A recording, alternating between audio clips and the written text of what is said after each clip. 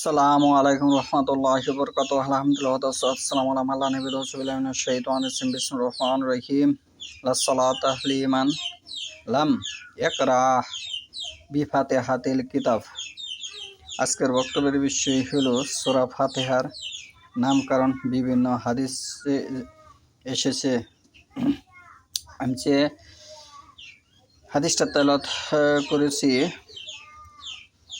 সহিহ বুখারীর হাদিস নম্বর হচ্ছে 756। উবাদা বিন সামিত রচনা হতে বর্ণিত, রাসূলুল্লাহ সাল্লাল্লাহু আলাইহি ওয়াসাল্লাম বলেন, ওই ব্যক্তির সালাত শুদ্ধ নয় যে ব্যক্তি সূরা ফাতিহা পাঠ করে না। যে ব্যক্তি সূরা ফাতিহা নামাজে পাঠ করে না সে সম্পর্কে অনেক মাযহাব ভিত্তিক লোক আছে যারা মুক্তাদিরকে বিভিন্ন নামাজে তারা ইমামের পিছনে সূরা ফাতিহা পড়ার জন্য তাগিদ দেয় না এবং মুক্তাদিও সূরা ফাতিহা পাঠ করে না। তারা বলে ইমামের অনুসরণ নাকি তাদের জন্য গ্রহণযোগ্য।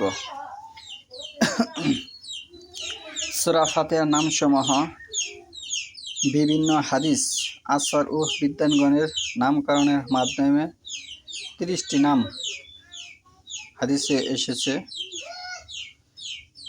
সহিহ হাদিস সমূহে এসেছে 8টি। যেমন 1 নম্বরে হচ্ছে উম্মুল কুরআন, কোরআনের মূল। 2 নম্বর হচ্ছে উম্মুল কিতাব, কিতাবের মূল।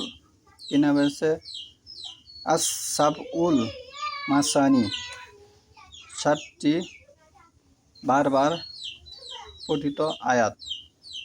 4 নম্বর হচ্ছে আল কুরআনুল আজিম, মহান কোরআন। এই 4টির দলিল নেবেন আপনি সহিহ বুখারী তাখলিক 4704, আহমদে হাদিস থেকে দলিল নেবেন 9787, তিরমিজি থেকে দলিল নেবেন 3128, আবু দাউদ থেকে দলিল নেবেন 1457। 5 নম্বরে সূরা ফাতিহার নাম হচ্ছে আল হামদু, যাবিত প্রশংসা। 6 নম্বর হচ্ছে সালাত। এই দলিলটা নেবেন আপনি মুসলিম শরীফের 395, নাসাইর 909, মেশকাত 823। 7 নম্বর হচ্ছে রুকিয়া, ফুকদান। এটার দলিল নেবেন আপনি বুখারী 5736, মুসলিম শরীফের 2201। 8 নম্বর হচ্ছে ফাতিহাতুল কিতাব, কোরআনের মুখ বন্ধ। ফাতিহাতুল কিতাব, কোরআনের মুখ বন্ধ। এটার দলিল নেবেন আপনি বুখারী 756, মুসলিম 394, মেশকাত 822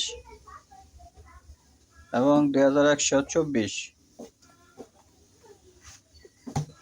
এ নামে সকল বিদ্বান একমত, কারণ এ সূরা ফাতিহায় কোরআন পাঠ শুরু হয়, কোরআনুল কারীম লেখা শুরু হয় এবং এটা দিয়েই সালাত শুরু হয়। এই দলিলটি নেবেন কুরতুবী থেকে। অন্য নামগুলি যেমন 9 নম্বরে শিফা, আরোগ্য। এই দলিলটি হচ্ছে দারমি 3370। 10 নম্বর হচ্ছে আহসাসুল কোরআন, কোরআনের ভিত্তি। ইবনু আব্বাস রাদিয়াল্লাহু নামকরণ করেছেন ইবনু কাসির থেকে।